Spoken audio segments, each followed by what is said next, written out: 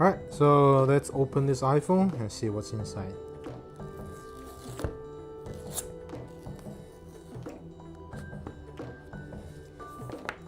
Silver cable, pin for the SIM cards, safety and warranty guide or something. Yeah, that's it for the what's in the box.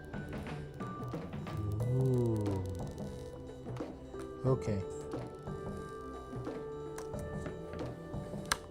Use this.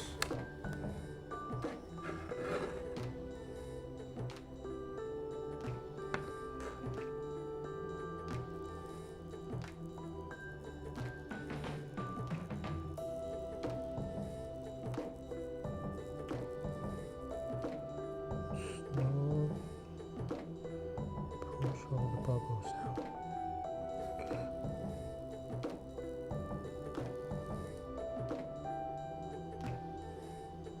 Okay, never mind, that's just a bubble.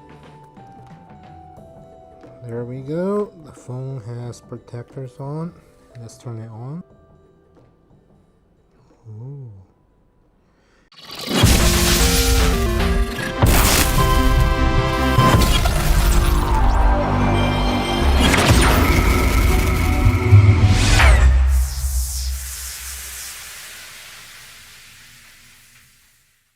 Hey everyone, welcome back to another episode of Happy Gaming House. Well, you can see we're talking about iPhones. You probably have watched a lot of different reviews on like the new iPhone 17 series, which I'm not going to repeat and talk about them. But what I am going to talk about is China specific, right? In front of me are two different type of iPhones.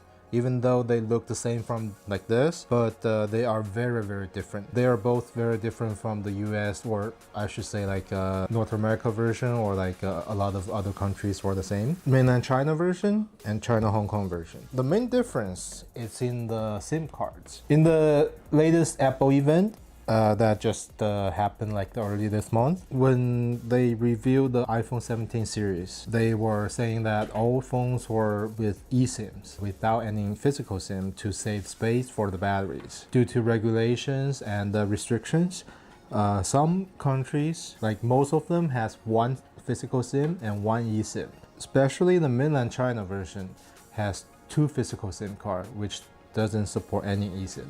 As you can see, normally with North America versions, you will not see the slot anymore, but here we go. If we push that out, as you can see, you can put two SIM cards in here. This is the SIM slot, which I believe before iPhone 13, you still got the dual SIMs, right? 11, 12, 13. I think maybe even 14 in a lot of countries still have like two physical SIMs, but starting on 15, a lot of country has like one physical SIM and one eSIM, right? And I think in 16, the US version, or I should say like 15 and 16, US version only has eSIM without any physical SIM, but in Canada, there are still one eSIM and one physical SIM. However, on the iPhone 17, Canada canceled the physical SIM too, only eSIM. Just to give you a recap, here's the physical SIM card holder with two sides, one SIM card on each side. Plug it in. So that's how easy it is. You don't have to set it up, you don't have to transfer your eSIM from your app to your phone or anything like that. That's the upside. There are some downsides. Apple did cut the physical SIM card to give more space for batteries.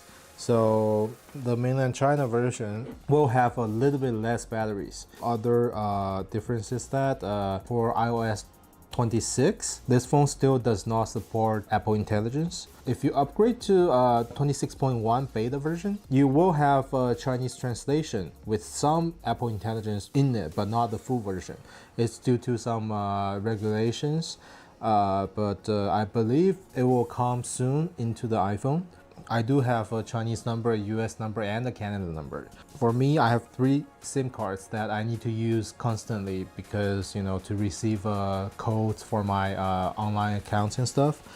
So that's why I got the Hong Kong version. As you can see here, it also has a SIM card slot. But if we remove that, as you can see, it only has one side with the SIM card slot. The other side is just a groove. So now I'm going to talk about the downside for the Hong Kong version. The Hong Kong version, like the mainland China version, they do still have the smaller batteries. Even though it's only one physical SIM, it's still taking the space. So that's the downside.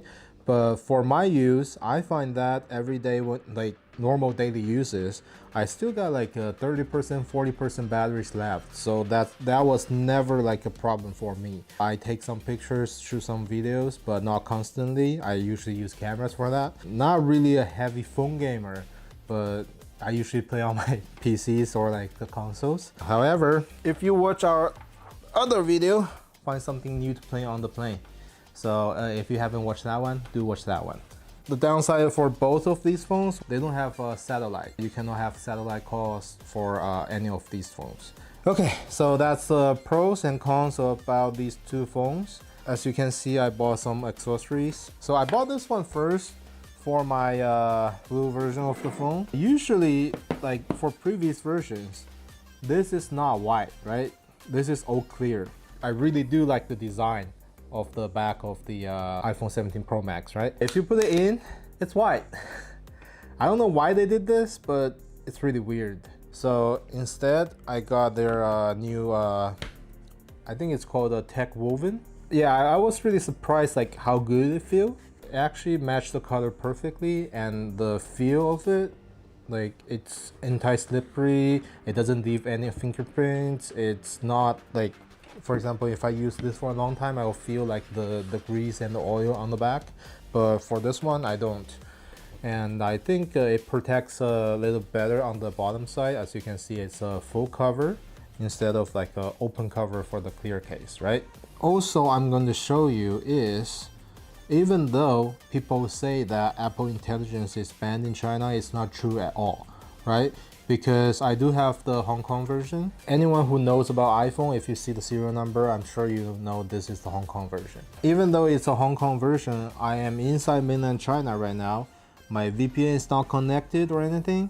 My region is set to Hong Kong. If I open translation, you can still have live translation over here. I'm going to put one AirPods in my ear, and the other one, I'm going to pretend that I'm holding it like in my ear. So I'm going to record it, and let's start this. We'll have our producer who can speak a little bit German. Wie geht's? Wie gehst du heute? Lauter bitte. I'm good, thank you. Dankeschön. Okay, so as you can see, it works perfectly here. I think that will really change like how people travel around the world, right? I think that's really innovating in this generation of iPhones. That's pretty much what I want to show you guys today, is like the main difference between like the mainstream iPhones and the mainland China version and the China Hong Kong version. I believe in Korea, in Singapore, Australia, they also have the one physical SIM and one eSIM version, but they do have satellite calls. So if you are interested in getting one of the iPhone with a physical SIM, those are some of the choices that you can pick from. I believe there are a couple more countries still sell them too, but that's all I know for now. That's it for this video, I guess, and hope you guys like it. If you want to know more about different versions of the phone, I can try to, get my hands on some of them and see if I can find out what's interesting in the difference between them. Like always, if you like the video, please hit the like button. If you don't like it, hit the thumbs down. Please subscribe, and see you next time.